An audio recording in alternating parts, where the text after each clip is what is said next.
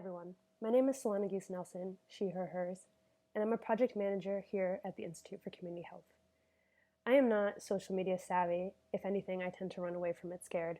But this summer, as protests surged around the murders of countless Black folks in America and abroad, I decided to get a Twitter account and follow local community organizers and activist groups in Boston to stay abreast of the actions being taken, progress being made, and challenges being faced.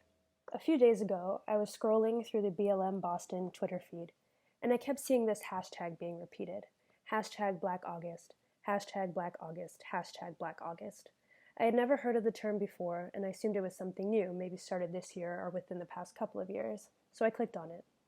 I found out, to my surprise, that Black August has been celebrated for many, many years, and is focused on Black radicals, revolutionaries, and freedom fighters. As described by Monifa Bandele, of the Movement for Black Lives, quote, "During Black August, we honor Black freedom fighters, many of whom were killed by the state or imprisoned for defending Black lives," end quote. Black August and Black History Month are not one and the same. When I reflect on the many Black History Months I've experienced, whether in school or at my workplaces, I have noticed that we always focus on those Black heroes most palatable to a white majority, namely, those who aren't described often as revolutionaries.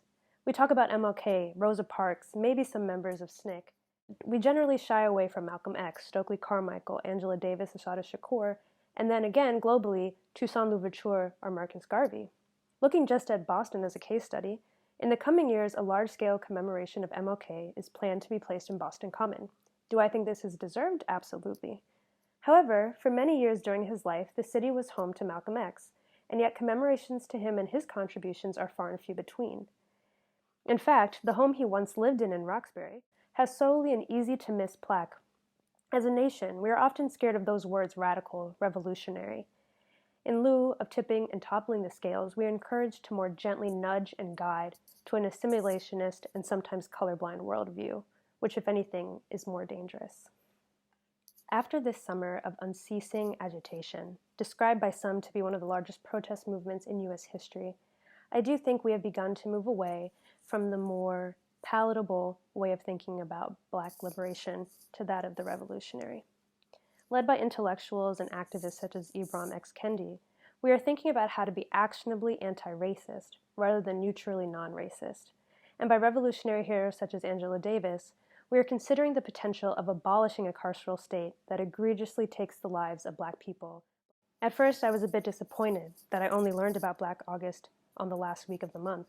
However, I'd say let's just go ahead and pull it into September, October, November. Confining the celebration, recognition, memorialization, and lessons learned from Black people to just 1 month has never been enough anyway.